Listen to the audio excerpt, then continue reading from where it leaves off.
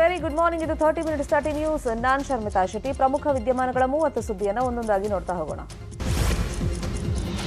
ಇಂದಿನಿಂದ ಫೆಬ್ರವರಿ 17ರವರೆಗೆ ನಡೆಯುವಂತ 14ನೇ ಆವೃತ್ತಿಯ aero India air ಶೋವನ್ನು ಪ್ರಧಾನಿ ನರೇಂದ್ರ ಮೋದಿ ಇವತ್ತು ಉದ್ಘಾಟನೆಯನ್ನ ಮಾಡ್ತಾರೆ. ನಿನ್ನೆ ಭಾರತೀಯ ವಾಯುಸೇನೆ ವಿಮಾನದಲ್ಲಿ HALಗೆ ಆಗಮಿಸಿದಂತ ಪ್ರಧಾನಿ ಮೋದಿ ಅವರನ್ನ ರಾಜ್ಯಪಾಲ ತಾವರ್ ಚಂದ್ ಗೆಹ್ಲೋಟ್, ಮುಖ್ಯಮಂತ್ರಿ ಬಸವರಾಜ ಬೊಮ್ಮಾಯಿ ಹೂಗುಚ್ಛ ನೀಡಿ ಸ್ವಾಗತಿಸಿದರು. ಇವತ್ತು ಬೆಳಗ್ಗೆ 8:50ಕ್ಕೆ ರಾಜಭವನದಿಂದ ಮೇಕ್ರಿ ಸರ್ಕಲ್ ಬಳಿಯಲ್ಲಿ ಇರುವಂತಹ HQTCಗೆ ಮೋದಿ ತೆರಳುತ್ತಾರೆ. ಅಲ್ಲಿಂದ ಹೆಲಿಕಾಪ್ಟರ್ ಮೂಲಕ ಯಲಹಂಕ ವಾಯುನೆಲೆಗೆ ತಲುಪುತ್ತಾರೆ. ಬೆಳಗ್ಗೆ 9:00ವರೆಗೆ ಏರ್ ಶೋ ಉದ್ಘಾಟನೆಯನ್ನ ಮಾಡ್ತಾರೆ. ಈ ಉದ್ಘಾಟನಾ ಕಾರ್ಯಕ್ರಮದಲ್ಲಿ ರಕ್ಷಣಾ ಮಂತ್ರಿ ರಾಜನಾಥ್ ಸಿಂಗ್, ರಾಜ್ಯಪಾಲ ತಾವರ್ ಚಂದ್ ಗೆಹ್ಲೋಟ್, ಮುಖ್ಯಮಂತ್ರಿ ಬಸವರಾಜ ಬೊಮ್ಮಾಯಿ ಸೇರಿದಂತೆ ಹಲವರು ಪಾಲ್ಗೊಳ್ಳುತ್ತಾರೆ. ಬೆಳಗ್ಗೆ 9:30ರಿಂದ 11:30 ತನಕ ಮೋದಿ ಏರ್ ಶೋ ವೀಕ್ಷಣೆಯನ್ನ ಮಾಡ್ತಾರೆ. 11:45ಕ್ಕೆ ಯಲಹಂಕ ವಿಮಾನ ನಿಲ್ದಾಣದಿಂದ ತ್ರಿಪುರಾದ ಅಗರ್ತಾಲ್ಗೆ ತಲುಪಲಿದ್ದಾರೆ.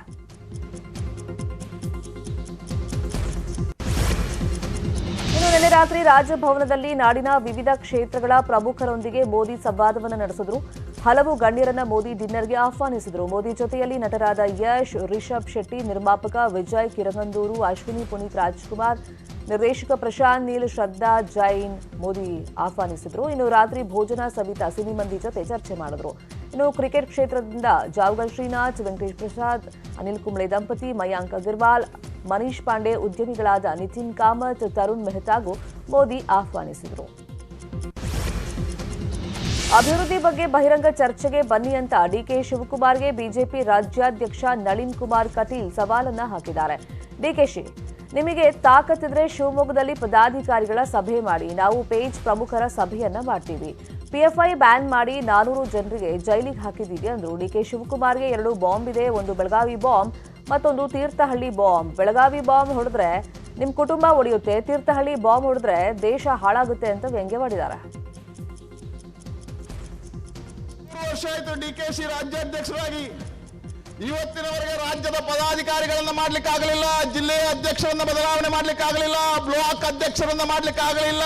ಅದ್ಯಾಕೆ ನೀವು ಇನ್ನೆಲ್ಲಿಗೆ ಸ್ವಾಮಿ ಬೂತ್ ಅಧ್ಯಕ್ಷರನ್ನ ಮಾಡುದು? ನಾನು ಹೇಳಲಿಕ್ಕೆ ನೀವು ಪ್ರಜಾಧ್ವನಿ ಅಲ್ಲ, ನಿಮ್ಮ ಕಾರ್ಯಕರ್ತರ ಧ್ವನಿಯನ್ನು ಅಡಗಿಸಿದ್ರೆ ಅದು DK ಶಿವಕುಮಾರ್ ಮತ್ತು ಸಿದ್ದರಾಮಣ್ಣನ ಧ್ವನಿ. ಪ್ರಜಾಧ್ವನಿ, ಪ್ರಜಾಪ್ರಭುತ್ವದ ಕಗ್ಗೊಲೆ ಮಾಡಿದವರು ನೀವು, ತುರ್ತು ಪರಿಸ್ಥಿತಿ ಹೇರಿದವರು ನೀವು, ಸಂವಿಧಾನ ವಿರೋಧ. ಶ್ರೀರಾಮುಲು ಅವರನ್ನ ಮಗುವಿನಂತೆ ನೋಡಿಕೊಂಡಿದ್ದೆ, ಆದ್ರೆ ಈಗ ಅನ್ನೋ ಮೂಲಕ ಜನಾರ್ದನ ರೆಡ್ಡಿ ಅವರು ರಾಮುಲು ವಿರುದ್ಧ ಮೊದಲ ಬಾರಿಗೆ ಮಾತನಾಡಿದ್ದಾರೆ. 1999ರಲ್ಲಿ ರಾಮುಲು ಅವರನ್ನ ಗೆಲ್ಲಿಸಿದ್ದೆ, ಆದ್ರೆ ಈಗ ನಮ್ಮವರೇ ನನ್ನನ್ನ ಬಳ್ಳಾರಿಯಲ್ಲಿ ಇರದಂತೆ ಮಾಡಿದ್ರು. ನಾನು ಬಳ್ಳಾರಿಯಲ್ಲಿ ರಾಜಕೀಯವಾಗಿ ಬೆಳೀತೀನಿ ಅನ್ನೋ ಕಾರಣಕ್ಕೆ ನಮ್ಮವರು ದೊಡ್ಡವರು ಸೇರಿ ಬಳ್ಳಾರಿಯಿಂದ ಹೊರಗಡೆ ಹಾಕಿಸಿದ್ದಾರೆ. ಕಾಂಗ್ರೆಸ್ಗೆ ಸೇರಿದ್ರೆ ಜೈಲಿಗೆ ಕಳಿಸೋದಿಲ್ಲ ಅಂತ ಹೇಳಿದ್ರು. ಆದ್ರೆ ನಾನು ಬಿಜೆಪಿ ಬಿಡ್ಲಿಲ್ಲ. ರಾಜ್ಯದಲ್ಲಿ ನಾನೇ ಸಿಎಂ ಆಗ್ತೀನೋ ಇಲ್ವೋ ಗೊತ್ತಿಲ್ಲ, ಆದ್ರೆ ಸಿಎಂ ಆಗುವವರನ್ನ ಮಾಡ್ತೀನಿ. 2024ರಲ್ಲಿ ಬಳ್ಳಾರಿಯಲ್ಲಿ ನಿತ್ಯ 10 ವಿಮಾನಗಳು ಬರುವಂತೆ ಮಾಡ್ತೀನಿ ಅಂತ ಹೇಳಿದ್ದಾರೆ. ಪ್ರೀತಿ, ಅಭಿಮಾನ, ನಂಬಿಕೆ ಇಟ್ಕೊಂಡು ಬಂದಿದ್ರು. ಯಾರು ನನ್ನ ಜೊತೆಯಲ್ಲಿ ಬರ್ತಾರೋ ಅವರೇ ನನ್ನ ಅಣ್ಣ ಬಂದ್ರು, ಅವರೇ ನನ್ನ ಬಂಧು ಬಳಗ, ಅವರೇ ನನ್ನ ತಂದೆ ತಾಯಿ. ನನಗೆ ಕೆಲವೊಬ್ಬರಿಗೆ ನಮ್ಮ ಅವಶ್ಯಕತೆ ಇಲ್ಲ ಅಂತಂದಾಗ ನಾವೇನ್ ಚೆನ್ನಾಗಿದ್ದೀವಿ, ನಮ್ಗೆ ಯಾಕೆ ಇವನ್ ತರಟೆ ಅಂತ ಹೇಳಿ ಕೂಡ ದೂರ ಹೋಗಿರ್ತಾರೆ. ಅವ್ರ ಬಗ್ಗೆ ನೀವು ನಾನು ಯಾಕೆ ತಲೆ ಕೆಡಿಸ್ಕೋಬೇಕು? ಶ್ರೀರಾಮುಲು ನಾಮ ಮಾತ್ರಕ್ಕೆ, ಆದ್ರೆ ಶ್ರೀರಾಮುಲು ಬೆನ್ನಿಂದ ಇರೋದು ಜನಾರ್ದನ್ ರೆಡ್ಡಿ. ಕೋಲಾರ ಡಿಸಿಸಿ ಬ್ಯಾಂಕ್ ಅವ್ಯವಹಾರದ ತನಿಖೆಯನ್ನು ಸಿದ್ದರಾಮಯ್ಯ ದಿಕ್ಕು ತಪ್ಪಿಸಿದ್ರು ಅಂತ ಹೇಳಿ ಮಾಜಿ ಸಚಿವ ವರ್ತೂರು ಪ್ರಕಾಶ್ ಬಾಂಬ್ ಅನ್ನು ಸಿಡಿಸಿದ್ದಾರೆ. ತನಿಖೆ ನಡೆಸದಂತೆ ಸಹಕಾರ ಸಚಿವ ಎಸ್ ಟಿ ಸೋಮಶೇಖರ್ಗೆ ಒತ್ತಡವನ್ನು ಹಾಕಲಾಗಿದೆ. ಸಿದ್ದರಾಮಯ್ಯ ಒತ್ತಡ ಹಾಕಿರೋ ಬಗ್ಗೆ ನನ್ನ ಹತ್ರ ದಾಖಲೆಗಳಿದೆ, ನಾನು ಮಾಡಿರುವಂತಹ ಆರೋಪದ ಬಗ್ಗೆ ಉತ್ತರ ಕೊಡೋ ಬದಲು ನನ್ನನ್ನೇ ಚಿಲ್ಲರೆ ವ್ಯಕ್ತಿ ಅಂತ ಹೇಳಿ ಸಿದ್ದರಾಮಯ್ಯ ಹೇಳಿದ್ದಾರೆ. ಸಿದ್ದರಾಮಯ್ಯ ಅಹಿಂದ ಸಮಾವೇಶ ಮಾಡುವಾಗ ಇದೇ ಚಿಲ್ಲರೆ ವ್ಯಕ್ತಿ ಅವರ ಗೆಲುವಿಗೆ ಸಹಕಾರ ನೀಡಿತು. ನನ್ನ ವಿರುದ್ಧ ಚಿಲ್ಲರೆ ಪದ ಬಳಸಿರುವಂತ ಸಿದ್ದರಾಮಯ್ಯ ಕ್ಷಮೆ ಯಾಚನೆ ಮಾಡಬೇಕು ಅಂತ ಹೇಳಿ ವರ್ತೂರು ಪ್ರಕಾಶ್ ಆಗ್ರಹವನ್ನು ಮಾಡಿದ್ದಾರೆ. ಸಿದ್ದರಾಮಯ್ಯನವರು ಇಷ್ಟು ಕೀಳು ಮಟ್ಟದ ರಾಜಕಾರಣಕ್ಕೆ ಕೈ ಹಾಕಿದ್ದಾರೆ. ಒಬ್ಬ ಅಹಿಂದ ಮುಖಂಡನ್ನೇ ಚಿಲ್ಲರೆ ಅಂದಮೇಲೆ ನನಗೆ ಓಟ್ ಕೊಟ್ಟಂತ ಮತದಾರರು ಅವರು ಕೂಡ ಚಿಲ್ಲರೆನೇ ಆಗಿರಬೇಕು ಅಂತ ಇವತ್ತು ಇಷ್ಟು ಕೋಟ್ಯಾಂತರ ರೂಪಾಯಿ ಮುಚ್ಚು ಹಾಕಲಿಕ್ಕೆ ಪರೋಕ್ಷವಾಗಿ ಒಬ್ಬ ಮಂತ್ರಿಗೆ ಫೋನ್ ಮಾಡಿದಂಥ ಈ ಸಿದ್ದರಾಮಯ್ಯ ಈ ಬ್ಯಾಂಕಿನ ಪಿತಾಮಹ ಅಂತ ನಾನು ಹೇಳಿದ್ದೀನಿ. ಏನು ಇನ್ನು ವೇಮಗಲ್ ಮಹಿಳಾ ಸಮಾವೇಶಕ್ಕೆ ಸಿದ್ದರಾಮಯ್ಯ ಬರ್ತಾ ಇದ್ದಾರೆ. ಸಮಾವೇಶಕ್ಕೆ ಬರೋರಿಗೆ 3 ತರಹದ ಆಫರ್ ನೀಡಲಾಗಿದೆ ಅಂತ ಹೇಳಿ ವರ್ತೂರು ಪ್ರಕಾಶ್ ವ್ಯಂಗ್ಯವಾಡಿದ್ದಾರೆ. ಸಮಾವೇಶದಲ್ಲಿ ಭಾಗಿಯಾಗುವಂತ ಪ್ರತಿ ಮಹಿಳೆಯರಿಗೆ 200 ರೂಪಾಯಿ ಬೆಲೆಯ ಸೀರೆ, ಮೂಗುತಿ, 500 ರೂಪಾಯಿ ಹಣ ಆಫರ್ ಅನ್ನು ನೀಡಲಾಗಿದೆ. ಡಿಸಿಸಿ ಬ್ಯಾಂಕ್ ಸಾಲದ ಮೊತ್ತ 1 ಲಕ್ಷದಿಂದ 10 ಲಕ್ಷಕ್ಕೆ ಏರಿಸುವಂತ ಬೇಡಿಕೆ ಇಡೋಣ ಅಂತ ಹೇಳಿ ಮಹಿಳೆಯರಿಗೆ ಯಾಮಾರಿಸಲಾಗಿದೆ. ಆದರೆ ಸಮಾವೇಶಕ್ಕೆ ತೆರಳುವಂತ ಮಹಿಳೆಯರಿಗೆ ಏನೂ ಸಿಗಲ್ಲ ಅಂತ ಹೇಳಿ ವರ್ತೂರು ಪ್ರಕಾಶ್ ಹೇಳಿದ್ದಾರೆ. ಆಫರ್ ಐತೆ, ಒಂದು ಸೀರೆ 200 ರೂಪಾಯಿದು, ಒಂದು ಮೂಗ್ನತ್ತು 500 ರೂಪಾಯಿ ಕ್ಯಾಶು, ಎಲ್ಲ ಸೆಕ್ರೆಟ್ರಿಗಳಿಗೂ ಕೂಡ ಕಂಡೀಷನ್ ಹಾಕಿ ಹೇಳಿದ್ದಾರೆ. ಆಮೇಲೆ ಸೊಸೈಟಿಯಲ್ಲಿ ಹೊಸದಾಗಿ ಸಿದ್ದರಾಮಯ್ಯ ಬರ್ತಾರೆ, ನಿಮ್ಗೆ 1 ಲಕ್ಷ ಇರೋದು 10 ಲಕ್ಷ ಕೇಳೋಕ್ಕಂತ ಹೇಳೋರು. ಕೆಲವು ಕಡೆ ಒಂದೊಂದು ಸೊಸೈಟಿನಲ್ಲಿ ಒಂದೊಂದು ಥರ ಪ್ರಚಾರ ಮಾಡವ್ರೆ. ಅಲ್ಲಿ ಹೋದ್ಮೇಲೆ ಗೊತ್ತಾಯ್ತೈತೆ ಏನೂ ಇಲ್ಲ ಅಂತೇಳಿ. ಓಟ್ ಹಾಕೋದು ಆಮೇಲೆ ಇನ್ನೂ 3 ತಿಂಗಳಿಗೆ. ಹಾಸನದ ಅರಸೀಕೆರೆಯಲ್ಲಿ ಜೆಡಿಎಸ್ ಶಕ್ತಿ ಪ್ರದರ್ಶನ ಮಾಡಿದೆ. ನಿರೀಕ್ಷೆಯಂತೆಯೇ ಹಾಲಿ ಶಾಸಕ ಶಿವಲಿಂಗೇಗೌಡ ಸಮಾವೇಶಕ್ಕೆ ಬರಲಿಲ್ಲ. ಆದರೂ ದಳಪತಿಗಳು ತೆರೆದ ವಾಹನದಲ್ಲಿ ಪಂಚರತ್ನ ಯಾತ್ರೆಯ ಬೃಹತ್ ಮೆರವಣಿಗೆಯನ್ನು ನಡೆಸಿದರು. ಎಚ್ಡಿಕೆ ಎಡಬಲಕ್ಕೆ ಪ್ರಜ್ವಲ್ ಹಾಗೂ ಸೂರಜ್ ನಿಂತು ಸಾಥ್ ಕೊಟ್ಟರು. ಎಚ್ಡಿ ರೇವಣ್ಣ ಕೂಡ ಮೆರವಣಿಗೆಯಲ್ಲಿ ಪಾಲ್ಗೊಂಡಿದ್ರು.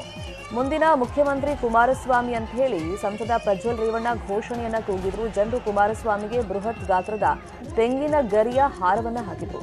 ಇದೇ ಸಂದರ್ಭದಲ್ಲಿ ಮಾತನಾಡಿದ ಕುಮಾರಸ್ವಾಮಿ, ಇಲ್ಲಿ ಕುರುಬ ಸಮುದಾಯಕ್ಕೆ ಟಿಕೆಟ್ ಕೊಟ್ರೆ ಗೆಲ್ತಾರೆ ಅಂತ ಹೇಳಿ ಕೋಡಿ ಶ್ರೀಗಳು ಭವಿಷ್ಯವನ್ನ ನುಡಿದಿದ್ದಾರಂತೆ. ಅದನ್ನ ನಮ್ಮ ಶಾಸ್ತ್ರಿ ರೇವಣ್ಣ ನಂಗೆ ಈಗ ಹೇಳಿದ್ದಾರೆ. ಹಾಗೆ ನೋಡೋದಾದ್ರೆ ಅಶೋಕ್ಗೆ ಲಕ್ ಹೊಡೆಯುವಂತೆ ಕಾಣ್ತಾ ಇದೆ ಅನ್ನೋ ಮೂಲಕ ಕುರುಬ ಸಮುದಾಯದ ಅಶೋಕ್ಗೆ ಜೆಡಿಎಸ್ ಟಿಕೆಟ್ ನೀಡೋದಾಗಿ ಕುಮಾರಸ್ವಾಮಿ ಸುಳಿವನ್ನ ಕೊಟ್ಟಿದ್ದಾರೆ. ಕೋಡಿಮಠ ಸ್ವಾಮಿಗಳನ್ನ ಶಾಸ್ತ್ರ ಹೇಳೋರಂತಲ್ಲ, ಕುರುಬ ಸಮಾಜದಿಂದ ಅರ್ಜಿ ಹಾಕಿದ್ರೆ ಇಲ್ಲಿ ಸಲ ಗೆಲ್ತಾರೆ ಅಂತ ಶಾಸ್ತ್ರ ಹೇಳೋರಂತೆ. ಹಾಗಿದ್ರೆ ಅಶೋಕ್ ಏನೋ ಲಕ್ ಹೊಡಿತದೆ ಏನಾದ್ರು? ಕೋಡಿಮಠ ಸ್ವಾಮಿ. ಅರಸೀಕೆರೆಯಲ್ಲಿ ಜೆಡಿಎಸ್ ಶಕ್ತಿ ಪ್ರದರ್ಶನದ ಬಳಿಕ ಶಾಸಕ ಶಿವಲಿಂಗೇಗೌಡ ಸುದ್ದಿಗೋಷ್ಠಿಯನ್ನು ನಡೆಸಿದ್ದಾರೆ. ನನ್ನ ಗೈರು ಹಾಜರಿ ಬಗ್ಗೆ ಕುಮಾರಣ್ಣ ಮತ್ತು ಸಿಎಂ ಇಬ್ರಾಹಿಂ ಟೀಕೆಯನ್ನ ಮಾಡಿದ್ದಾರೆ. 6 ತಿಂಗಳ ಹಿಂದೆಯೇ ಅರಸೀಕೆರೆಗೆ ಅಭ್ಯರ್ಥಿಯನ್ನ ಮಾಡಿದ್ದಾರೆ. ರೇವಣ್ಣ ಕುಮಾರಸ್ವಾಮಿಗೆ ನಾನು ಹೂ ಇಡೋಕ್ಕಾಗಲ್ಲ, ಆದರೆ ಎಲ್ರಿಗೂ ಹೂ ಇಟ್ಕೊಂಡು ಬರ್ತಾರೆ ಅಂತ ಹೇಳಿ ಶಿವಲಿಂಗೇಗೌಡ ಕಿಡಿಕಾರಿದ್ದಾರೆ. ಅವರಿಗೆ ಕಳಿಸ್ಬೇಕು ಪಕ್ಷದಿಂದ ಅನ್ನೋ ಸಿದ್ಧಾಂತ ಇರಬಹುದು. ಅದರಿಂದ ಅವರಿಗೆ ನಾನು ಗೌಪ್ಯವಾಗಿದ್ದರೆ ನಾನು ಗೌಪ್ಯವಾಗೇ ಇರ್ತೀನಿ. 12 ಗಂಟೆಲೂ ರೇವಣ್ಣರು ಫೋನ್ ಮಾಡಿದರು. ಸುಮ್ಮನೆ ಯಾಕೆ ಇಲ್ಲದ್ದು ಹೇಳಬೇಕು. ಫೋನ್ ಮಾಡಿದರು, ನೋಡಪ್ಪ ಕೆಟ್ಟ ನಿರ್ಧಾರ ತಗೋಬೇಡ ಹಂಗೆ ಹಿಂಗೆ ಅಂತ ಅಂದರು. ನಾನೇನು ನಿರ್ಧಾರನೇ ತಗೊಂಡಲ್ವಲ್ಲ, ನೀವು ನಿರ್ಧಾರ ತಗೊಂಡವ್ರು ಒಂದೇ. ನಾನು ಸಮಾವೇಶಕ್ಕೆ ಬಲ್ಲಿ ಅಂತ ಕರಿಬೇಕಲ್ವನ್ರಿ. ಪಾಂಪ್ಲೆಟ್ಸಲ್ಲಿ ಹೆಸರು ಹಾಕ್ಸೋಕ್ಕಾಗುತ್ತೆ, ಇದಕ್ಕೆ ಹೆಸರಲ್ಲಿ ಹಾಕ್ಸೋಕ್ಕಾಗುತ್ತೆ. ನಾವು ಅವ್ರ ಮನವೊಲಿಸ್. ಶಿಡ್ಲಘಟ್ಟ ಕ್ಷೇತ್ರದ ಕಾಂಗ್ರೆಸ್ ಟಿಕೆಟ್ ವಿಚಾರಕ್ಕೆ ದೊಡ್ಡ ಟ್ವಿಸ್ಟ್ ಸಿಕ್ಕಿದೆ. ಡಿಸಿಸಿ ಬ್ಯಾಂಕ್ನ ಗೋವಿಂದೇಗೌಡರಿಗೆ ಟಿಕೆಟ್ ನೀಡಿ ಅಂತ ಹೇಳಿ ಶಿಡ್ಲಘಟ್ಟದ ಹಾಲಿ ಶಾಸಕ ವಿ ಮುನಿಯಪ್ಪ ಘೋಷಣೆಯನ್ನ ಮಾಡಿದ್ದಾರೆ. ಶಿಡ್ಲಘಟ್ಟದಲ್ಲಿ ನಡೆದಂತ ಕಾರ್ಯಕರ್ತರ ಸಭೆಯಲ್ಲಿ ಘೋಷಣೆ ಮಾಡುವ ಮೂಲಕ ಆಕಾಂಕ್ಷಿಗಳಾದ ಪುಟ್ಟ ಅಂಜಿನಪ್ಪ, ರಾಜೀವ್ ಗೌಡ್ರಿಗೆ ಶಾಕ್ ಅನ್ನು ಕೊಟ್ಟಿದ್ದಾರೆ. 83ರಿಂದ ಅತ್ಯಂತ ಆತ್ಮೀಯವಾಗಿ ನಮ್ಮ ತಂದೆ ತಾಯಿ ಮಕ್ಕಳನ್ನ ನಾವು ನೋಡಿರೋದು. ಈ ಕ್ಷೇತ್ರದಲ್ಲಿ ಅವ್ರ ಹೆಸರು ಉಳಿಸೋದಷ್ಟೇ ನನ್ನ ಕರ್ತವ್ಯ. ಬಿಜೆಪಿ ಹಾಗೂ ಕಾಂಗ್ರೆಸ್ ಕಾರ್ಯಕರ್ತರ ನಡುವೆ ಆನೇಕಲ್ ತಾಲೂಕಿನ ನೆರಳೂರಿನಲ್ಲಿ ಗಲಾಟೆ ನಡೆದಿದೆ. ಕಾಂಗ್ರೆಸ್ ಕಾರ್ಯಕರ್ತರು ಕುಕ್ಕರ್ ಹಂಚೋದನ್ನ ಬಿಜೆಪಿ ಕಾರ್ಯಕರ್ತರು ವಿಡಿಯೋ ಮಾಡಕ್ ಮುಂದಾದ್ರು. ಈ ವೇಳೆ ಎರಡೂ ಪಕ್ಷದ ಕಾರ್ಯಕರ್ತರ ನಡುವೆ ಮಾತಿನ ಚಕಮಕಿ ನಡೆದಿದೆ. ಪರಸ್ಪರ ತಳ್ಳಾಟ ನೂಕಾಟ ಮಾಡಿಕೊಂಡಿದ್ದಾರೆ. ಸ್ಥಳಕ್ಕೆ ಆಗಮಿಸಿದ ಪೊಲೀಸರು ಪರಿಸ್ಥಿತಿಯನ್ನ ತಿಳಿಗೊಳಿಸಿದ್ದಾರೆ. ಪಂಚಮಸಾಲಿ ಸಮಾಜಕ್ಕೆ ಮೀಸಲಾತಿ ಪಡೆದೇ ಪಡಿತೀವಿ, ಯಾವುದೇ ಪರಿಸ್ಥಿತಿಯಲ್ಲೂ ಕಾಂಪ್ರಮೈಸ್ ಆಗೋದಿಲ್ಲ ಅಂತ ಹೇಳಿ ಬಸನಗೌಡ ಪಾಟೀಲ್ ಯತ್ನಾಳ್ ಹೇಳಿದ್ದಾರೆ. ಬಾಗಲಕೋಟೆಯಲ್ಲಿ ಮಾತನಾಡಿದ ಅವರು, ನನಗೂ ಮಂತ್ರಿ ಸ್ಥಾನ ಕೊಡ್ತೀನಿ ಅಂತ ಹೇಳಿ ನಮ್ಮ ಬೊಮ್ಮಾಯಿ ಲಾಲಿಪಾಪ್ ತೋರಿಸ್ತಾ ಇದ್ರು. ರೂಮ್ನ್ಯಾಗ ಕರ್ಕೊಂಡು ಹೋಗಿ, ಗೌಡ್ರೆ ನಾಳೆ ದಿಲ್ಲಿಗೆ ಹೋಗ್ತಾ ಇದ್ದೀನಿ, ಮಿನಿಸ್ಟರ್ ಲಿಸ್ಟ್ನಲ್ಲಿ ನಿಮ್ದು ಫಸ್ಟ್ ಹೆಸರಿದೆ ಅಂತ ಹೇಳಿದ್ರು. ಆದರೆ ಬೊಮ್ಮಾಯಿ ಅವರೇ ಇದನ್ನೆಲ್ಲ ಬಿಡ್ರಿ, ಇಂಥ ನಾಟಕ ಕಂಪನಿ ಬ್ಯಾಡ ಅಂತ ಹೇಳಿದೀನಿ ಅಂತ ಹೇಳಿದ್ರು. ನಮ್ಮ ಸಮಾಜಕ್ಕೆ ಸಿಗಬೇಕಾದ ಮೀಸಲಾತಿ ತಗೊಂಡೇ ಇರ್ತೀವಿ ನಾವು. ಯಾವುದೇ ಪರಿಸ್ಥಿತಿಯಲ್ಲಿ ಅದರಲ್ಲಿ ಕಾಂಪ್ರಮೈಸ್ ಇಲ್ಲ. ನಾನೇನು ನೀವು ಮಂತ್ರಿ ಮಾಡ್ತೀನಿ ತಮಗೂ ನಮ್ಮ ಬೊಮ್ಮಾಯಿ ಹಂಗೆ ಲಾಲಿಪಾಪ್ ತೋರಿಸ್ತಿದ್ರು. ಹಂಗೆ ಒಳಗೆ ಕರ್ಕೊಂಡು ಹೋಗ್ತೀವಿ ರೂಮ್ನಾಗ, ಗೌಡ್ರ ನಾಳೆ ದಿಲ್ಲಿಗೆ ಹೊಂಟೀನ್ರಿ, ನಿಮ್ಮದು ಫಸ್ಟ್ ಹೆಸರು ಐತಿ, ನಾಳೆ ಬೊಮ್ಮಾಯಿಯವರ ಇದೆಲ್ಲ ಬಿಡ್ರಿ, ಇದು ನಾಟಕ ಕಂಪನಿ ಬೇಡ. ಸಂಸತ್ನಲ್ಲಿ ಪ್ರಧಾನಿ ಮೋದಿ ಮೇಲಿನ ಟೀಕೆಗೆ ಸಂಬಂಧಪಟ್ಟಂತೆ ಬಿಜೆಪಿ ನೋಟಿಸ್ಗೆ ಪ್ರತಿಕ್ರಿಯೆ ನೀಡುವಂತೆ ರಾಹುಲ್ ಗಾಂಧಿಗೆ ಸೂಚನೆಯನ್ನ ನೀಡಲಾಗಿದೆ. ಬಿಜೆಪಿ ಸಂಸದ ನಿಶಿಕಾಂತ್ ದುಬೆ ಕಾಂಗ್ರೆಸ್ ಸಂಸದರಿಂದ ವಿಶೇಷ ಹಕ್ಕು ಉಲ್ಲಂಘನೆ ಆರೋಪದ ಮೇಲೆ ದೂರನ್ನ ದಾಖಲು ಮಾಡಿದ್ದಾರೆ. ಈ ನೋಟಿಸ್ಗೆ ರಾಹುಲ್ ಗಾಂಧಿ ಬುಧವಾರದ ಒಳಗೆ ಪ್ರತಿಕ್ರಿಯೆಯನ್ನ ಕೊಡಬೇಕು ಅಂತ ಹೇಳಿ ಲೋಕಸಭೆಯ ಸಚಿವಾಲಯ ತಿಳಿಸಿದೆ. ಮೋದಿ ವಿರುದ್ಧ ವಾಗ್ದಾಳಿ ನಡೆಸಿದ್ದ ರಾಹುಲ್ ಗಾಂಧಿ ಬಿಲಿಯನೇರ್ ಗೌತಮ್ ಅದಾನಿ ಜೊತೆಗಿನ ಸಂಬಂಧವನ್ನ ಪ್ರಶ್ನಿಸಿದರು.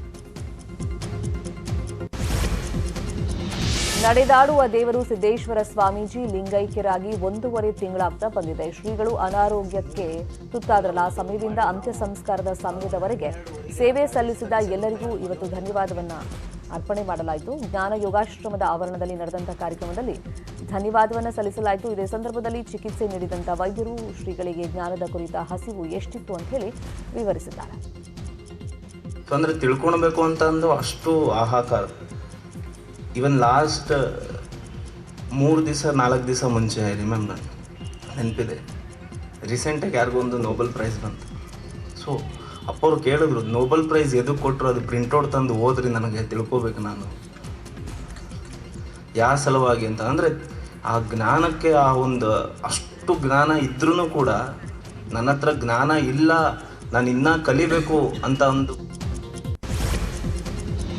ಬೆಳೆಗೆ ತಗುಲಿದ ಬೆಂಕಿಯನ್ನ ಆರಿಸುತ್ತಲೇ ರೈತನೊಬ್ಬ ಜೀವಂತ ಸುಟ್ಟು ಹೋದ ದುರಂತ ಪ್ರಕರಣವೊಂದು ಮಂಡ್ಯದಲ್ಲಿ ನಡೆದಿದೆ. ಮೊಡಚಾಕನಹಳ್ಳಿ ಗ್ರಾಮದಲ್ಲಿ ಮಧ್ಯಾಹ್ನ 1 ಗಂಟೆ ಸುಮಾರಿಗೆ ಕಬ್ಬಿನ ಗದ್ದೆಯಲ್ಲಿ ಕಾಣಿಸಿಕೊಂಡ ಬೆಂಕಿ ಅಕ್ಕಪಕ್ಕದ ಗದ್ದೆಗಳಿಗೂ ವ್ಯಾಪಿಸಿದೆ. ದಟ್ಟ ಹೊಗೆ ನೋಡಿ ಗ್ರಾಮಸ್ಥರು ಜಮೀನು ಬಳಿಗೆ ದೌಡಾಯಿಸಿದ್ರು. ಮಣ್ಣು ನೀರು ಹಾಕಿ ಬೆಂಕಿ ಆರಿಸೋಕೆ ಪ್ರಯತ್ನವನ್ನ ಪಟ್ಟರು. ಆಗ ಮಹಾಲಿಂಗಯ್ಯ ಸಜೀವ ದಹನಗೊಂಡು ಅಲ್ಲಿ ಸಾವಿಗೀಡಾಗಿದ್ದಾರೆ. ಹೊಲದಲ್ಲೇ ಮಹಾಲಿಂಗಯ್ಯ ದೇಹ ಸುಟ್ಟು ಕರಕಲಾಗಿದೆ. ಮಿನಿ ಬಸ್ ಹಾಗೂ ಆಟೋ ನಡುವೆ ಅಪಘಾತ ಸಂಭವಿಸಿ ಆಟೋದಲ್ಲಿದ್ದಂಥ 3 ಸಾವನ್ನಪ್ಪಿದ ಘಟನೆ ಗದಗನಲ್ಲಿ ನಡೆದಿದೆ. ಬಾಗಲಕೋಟೆಯಿಂದ ಮದುವೆ ಮುಗಿಸಿ ಬೆಟಗೇರಿಗೆ ಹೊರಟಿದ್ದ ಮಿನಿ ಬಸ್, ಗದಗದಿಂದ ಹೊರಟಿದ್ದ ಆಟೋ ರಿಕ್ಷಾ ನಡುವೆ ಅಪಘಾತ ಸಂಭವಿಸಿರುವುದು. ಭೀಕರ ಆಕ್ಸಿಡೆಂಟ್ನಲ್ಲಿ 3 ಸಾವನ್ನಪ್ಪಿದ್ದು, ಗಾಯಾಳುಗಳನ್ನು ಗದಗದ ಜಿಮ್ಸ್ ಆಸ್ಪತ್ರೆಗೆ ದಾಖಲು ಮಾಡಲಾಗಿದೆ. ಚಲಿಸ್ತಾ ಇದ್ದ ಕಾರಿನಲ್ಲಿ ಇದ್ದಕ್ಕಿದ್ದಂತೆ ಬೆಂಕಿ ಕಾಣಿಸಿಕೊಂಡು ಕಾರ್ ಹೊತ್ತಿ ಉರಿದ ಘಟನೆ ಶಿವಮೊಗ್ಗದಲ್ಲಿ ನಡೆದಿದೆ. ಸಾಗರದ ಎಲ್ಐಸಿ ಕಚೇರಿ ಬಳಿಯಲ್ಲಿ ವಿಜಯ್ ಅನ್ನೋರಿಗೆ ಸೇರಿದಂತ ಕಾರ್ನಲ್ಲಿ ಬೆಂಕಿ ಕಾಣಿಸಿಕೊಂಡಿದೆ. ತಕ್ಷಣವೇ ಎಚ್ಚೆತ್ತು ಚಾಲಕ ವಿಜಯ್ ಕಾರಿನ ಕೆಳಗಡೆ ಇಳಿದಿದ್ದಾರೆ. ಕಾರಿನ ಎಂಜಿನ್, ಬ್ಯಾಟರಿ ಹಾಗೂ ಕಾರಿನ ಮುಂಭಾಗ ಸುಟ್ಟು ಕರಕಲಾಗಿದೆ. ಸ್ಥಳೀಯರೇ ಮುಂದೆ ನಿಂತು ನೀರನ್ನು ಹಾಯಿಸಿ ಬೆಂಕಿಯನ್ನು ನಿಯಂತ್ರಿಸಿದ್ದಾರೆ. ಇನ್ನು ಬೆಂಗಳೂರಿನ ಬಳ್ಳಾರಿ ಮುಖ್ಯ ರಸ್ತೆಯಲ್ಲಿ 3 ಕಾರ್ಗಳಿಗೆ ಬೆಂಕಿ ತಗುಲಿದೆ. 2 ಕಾರ್ಗಳು ಸಂಪೂರ್ಣವಾಗಿ ಭಸ್ಮವಾಗಿದ್ದು, 1 ಕಾರ್ ಭಾಗಶಃ ಸುಟ್ಟು ಹೋಗಿದೆ. ಪ್ಯಾಲೇಸ್ ಗ್ರೌಂಡ್ನ 4ನೇ ಹಾಗೂ 5ನೇ ಗೇಟಿನ ಮುಂಭಾಗದಲ್ಲಿ ಬೆಂಕಿ ಕಾಣಿಸಿಕೊಂಡಿದ್ದು, ಸ್ಥಳಕ್ಕೆ ಆಗಮಿಸಿದಂತ ಅಗ್ನಿಶಾಮಕ ದಳದ ಸಿಬ್ಬಂದಿ ಬೆಂಕಿ ನಂದಿಸುವಲ್ಲಿ ಯಶಸ್ವಿಯಾಗಿದ್ದಾರೆ. ಕರ್ನಾಟಕದಲ್ಲಿ ಪಿಎಸ್ಐ ನೇಮಕಾತಿ ಪರೀಕ್ಷೆ ವೇಳೆ ನಡೆದಂತಹ ಹಗರಣವು ದೊಡ್ಡ ಸದ್ದು ಮಾಡಿತು. ಇದೀಗ ಉತ್ತರಾಖಂಡ್ ಸರ್ಕಾರವು ಸ್ಪರ್ಧಾತ್ಮಕ ಪರೀಕ್ಷೆಯಲ್ಲಿ ನಕಲು ತಡೆಯುವುದಕ್ಕೆ ಮಹತ್ವದ ಸುಗ್ರೀವಾಜ್ಞೆಯನ್ನ ಜಾರಿಗೆ ತಂದಿದೆ. ಉತ್ತರಾಖಂಡ್ನಲ್ಲಿ ನಡೆಯುವಂತಹ ಸ್ಪರ್ಧಾತ್ಮಕ ಪರೀಕ್ಷೆಗಳಲ್ಲಿ ಕಾಪಿ ಮಾಡಿದ್ರೆ ಜೀವಾವಧಿ ಶಿಕ್ಷೆ ಅಥವಾ 10 ಕೋಟಿ ದಂಡವನ್ನ ವಿಧಿಸಲಾಗುತ್ತೆ ಅಂತ ಹೇಳಿ ಮುಖ್ಯಮಂತ್ರಿ ಪುಷ್ಕರ್ ಸಿಂಗ್ ಧಾಮಿ ಹೇಳಿದ್ದಾರೆ. मैं स्वयं को पूरे मामले को देख रहा हूं और आप सभी को विश्वास दिलाता हूं, किसी भी प्रकार से युवाओं के हितों के साथ कोई अन्याय नहीं होने दिया जाएगा.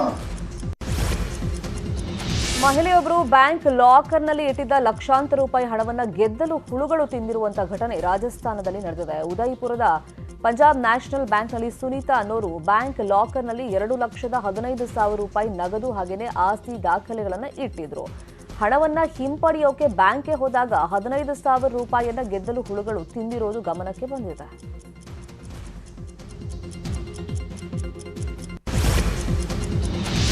ತಳ್ಳುವ ಗಾಡಿಯ ಮೂಲಕ 6 ವರ್ಷದ ಬಾಲಕನೊಬ್ಬ ಅನಾರೋಗ್ಯ ಪೀಡಿತ ತನ್ನ ತಂದೆಯನ್ನ ಆಸ್ಪತ್ರೆಗೆ ಸಾಗಿಸ್ತಾ ಇದ್ದಂತ ಘಟನೆ ಮಧ್ಯಪ್ರದೇಶದಲ್ಲಿ ನಡೆದಿದೆ. ಮಧ್ಯಪ್ರದೇಶದ ವ್ಯಕ್ತಿಯೊಬ್ಬರಿಗೆ ಅನಾರೋಗ್ಯ ಉಂಟಾಗಿದ್ದು ತುರ್ತಾಗಿ ಆಸ್ಪತ್ರೆಗೆ ಸೇರಿಸಬೇಕಾಗಿತ್ತು. ಆದರೆ ಸಮಯಕ್ಕೆ ಸರಿಯಾಗಿ ಆಸ್ಪತ್ರೆಗೆ ಸೇರಿಸೋದಕ್ಕೆ ಆಂಬ್ಯುಲೆನ್ಸ್ ಲಭ್ಯವಿರಲಿಲ್ಲ. ಆದ್ದರಿಂದ ರೋಗಿಯನ್ನ ಆತನ 6 ವರ್ಷದ ಮಗ ತಳ್ಳುವಂತ ಗಾಡಿಯಲ್ಲಿ ಮಲಗಿಸಿ ತಳ್ಳುತ್ತಾ ಇರುವಂತ ವಿಡಿಯೋ ಸಾಮಾಜಿಕ ಜಾಲತಾಣದಲ್ಲಿ ಹರಿದಾಡ್ತಾ ಇದೆ.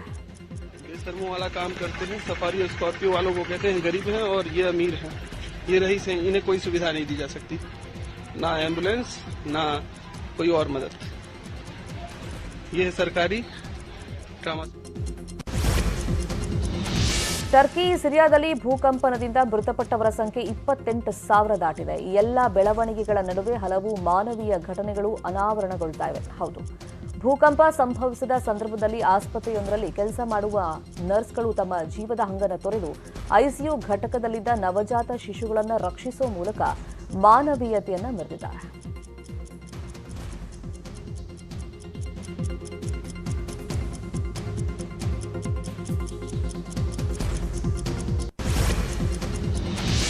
ಮೂರು ದಿನಗಳ ಕಾಲ ನಡೆದ ಲಕ್ಕುಂಡಿ ಉತ್ಸವಕ್ಕೆ ತೆರೆ ಬಿದ್ದಿದೆ. ಗದಗ ತಾಲೂಕಿನ ಲಕ್ಕುಂಡಿಯ ದಾನ ಚಿಂತಾಮಣಿ ಅತ್ತಿಮಬ್ಬೆ ವೇದಿಕೆಯಲ್ಲಿ ಸಾಂಸ್ಕೃತಿಕ ಕಾರ್ಯಕ್ರಮವನ್ನು ಆಯೋಜನೆ ಮಾಡಲಾಗಿತ್ತು. ಕಲಾವಿದರು ನಾಟಕ, ರಸಮಂಜರಿ, ಡಾನ್ಸ್ ಮೂಲಕ ಜನರನ್ನ ಮನರಂಜಿಸಿದರು. ರೇಣುಕಾ ಯಲ್ಲಮ್ಮನ ನೃತ್ಯ, ಹಾಡು ಹಾಡುತ್ತಾ ಜೋಗತಿ ನೃತ್ಯವನ್ನು ಮಾಡಲಾಯಿತು. ಬಂಜಾರ ಸಮುದಾಯದ ಕಲಾವಿದರು ಲಂಬಾಣಿ ಡಾನ್ಸ್ ಮಾಡಿದರು. ಪಾಕಿಸ್ತಾನದಲ್ಲಿ ಅಗತ್ಯ ವಸ್ತುಗಳ ಬೆಲೆ ಏರಿಕೆ ಮುಂದುವರೆದಿದೆ. ಇದೀಗ 1 ಕೆಜಿ ಚಹಾ ಪುಡಿಯ ಬೆಲೆ 1,600 ರೂಪಾಯಿಗೆ ತಲುಪಿದೆ. ಕೇವಲ 15 ದಿನಗಳ ಹಿಂದೆಯಷ್ಟೇ ಕಡಿಮೆ ಇದ್ದ ಟೀ ಪುಡಿ ಬೆಲೆ ಈಗ ಏಕಾಏಕಿ ಏರಿಕೆಯಾಗಿದೆ. ರಂಜಾನ್ ವೇಳೆಗೆ 2,500 ರೂಪಾಯಿ ದಾಟಬಹುದು ಅಂತ ಹೇಳಿ ವ್ಯಾಪಾರಸ್ಥರು ಆತಂಕವನ್ನ ವ್ಯಕ್ತಪಡಿಸ್ತಾ ಇದ್ದಾರೆ. ಬ್ರೆಜಿಲ್ನ ರಿಯೋ ಡಿ ಜನೈರೋದಲ್ಲಿರುವಂತಹ 100 ಅಡಿ ಎತ್ತರದ ಏಸು ಕ್ರಿಸ್ತನ ಪ್ರತಿಮೆಗೆ ಅತ್ಯಂತ ಶಕ್ತಿಶಾಲಿ ಸಿಡಿಲೊಂದು ಬಡಿದಿದೆ. ಬ್ರೆಜಿಲ್ ಕರಾವಳಿಗೆ ಅಪ್ಪಳಿಸಿದಂತ ಫ್ಲಾಶ್ ಚಂಡಮಾರುತ ಈಗಾಗಲೇ ರಿಯೋ ಡಿ ಜನೈರೋದಲ್ಲಿ ಅವಾಂತರಗಳನ್ನು ಸೃಷ್ಟಿ ಮಾಡಿದೆ. ಈ ಮಧ್ಯೆ ಭಾರೀ ಸಿಡಿಲೊಂದು ಏಸು ಕ್ರಿಸ್ತನ ಪ್ರತಿಮೆಗೆ ಅಪ್ಪಳಿಸಿದೆ. ಏಸು ಕ್ರಿಸ್ತನ ಪ್ರತಿಮೆಗೆ ಸಿಡಿಲು ಬಡಿದಿರುವಂತಹ ಫೋಟೋಗಳು ಸಾಮಾಜಿಕ ಜಾಲತಾಣದಲ್ಲಿ ವೈರಲ್ ಆಗ್ತಾ ಇದೆ. ಲೋಕಲ್ ಕ್ರಿಕೆಟ್ನಲ್ಲಿ ಆಟಗಾರನೋರ್ವ ಕ್ಯಾಚ್ ಹಿಡಿದಂತ ವಿಡಿಯೋ ಸಾಮಾಜಿಕ ಜಾಲತಾಣದಲ್ಲಿ ವೈರಲ್ ಆಗ್ತಾ ಇದೆ. ಫೀಲ್ಡರ್ ಬೌಂಡ್ರಿ ಗೆರೆ ದಾಟಿದ್ದ ಚೆಂಡನ್ನ ಕಾಲಿನ ಒದಿದ್ದಾನೆ. ಇನ್ನೋರ್ವ ಫೀಲ್ಡರ್ ಕ್ಯಾಚ್ ಹಿಡಿದಿದ್ದಾನೆ. ಸದ್ಯ ಈ ವಿಡಿಯೋ ಎಲ್ಲ ಕಡೆ ವೈರಲ್ ಆಗ್ತಾ ಇದೆ.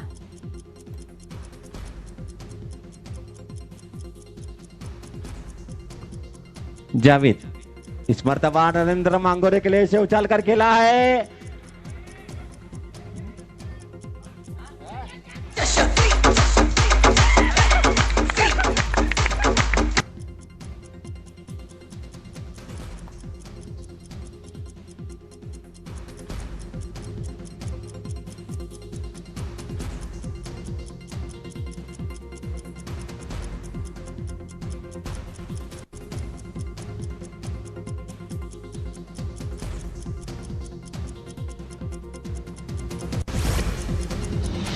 ದಕ್ಷಿಣ ಆಫ್ರಿಕಾದಲ್ಲಿ ನಡೆಯುತ್ತಿರುವಂತಹ ಮಹಿಳೆಯರ T20 ವಿಶ್ವಕಪ್ನಲ್ಲಿ ಭಾರತ ತಂಡ ಸಾಂಪ್ರದಾಯಿಕ ಎದುರಾಳಿ ಪಾಕಿಸ್ತಾನ ತಂಡವನ್ನ ಬಗ್ಗು ಬಡಿದಿದೆ. ಮೊದಲು ಬ್ಯಾಟ್ ಮಾಡಿದ ಪಾಕಿಸ್ತಾನ 20 ಓವರ್ಗಳಲ್ಲಿ 149 ರನ್ ಬಾರಿಸಿತು. 150 ರನ್ಗಳ ಟಾರ್ಗೆಟ್ ಬೆನ್ನತ್ತಿದ ಭಾರತ 3 ವಿಕೆಟ್ ಅನ್ನ ಕಳ್ಕೊಂಡು ಗುರಿಯನ್ನ ಮುಟ್ಟಿತು. ಅದರಲ್ಲೂ ಜೆಮಿಮಾ ರೊಡ್ರಿಗಸ್ ಹಾಗೂ ರಿಚಾ ಘೋಷ್ ಬ್ಯಾಟಿಂಗ್ ರಸದೌತಣವನ್ನ ಉಣಬಡಿಸಿದರು. ಅರ್ಧ ಶತಕ ಬಾರಿಸಿದ ಜೆಮಿಮಾ ಹಾಗೂ ಘೋಷ್ 58 ರನ್ ಜೊತೆಯಾಟ ಆಡಿದರು. ರಾಜಮೌಳಿ ನಿರ್ದೇಶನದ RRR ಚಿತ್ರ ಸೂಪರ್ ಹಿಟ್ ಆಗಿದೆ. ಈ ಚಿತ್ರದ ನಾಟು ನಾಟು ಹಾಡು ಆಸ್ಕರ್ ರೇಸಲ್ಲಿದೆ. ಸದ್ಯ ಖ್ಯಾತ ಉದ್ಯಮಿ ಆನಂದ್ ಮಹಿರಾಗೆ ರಾಮ್ ಚರಣ್ ನಾಟು ನಾಟು ಡಾನ್ಸ್ ಅನ್ನ ಹೇಳ್ಕೊಟ್ಟಿದ್ದಾರೆ. ಈ ವಿಡಿಯೋ ಸಾಮಾಜಿಕ ಜಾಲತಾಣದಲ್ಲಿ ವೈರಲ್ ಆಗ್ತಾ ಇದೆ.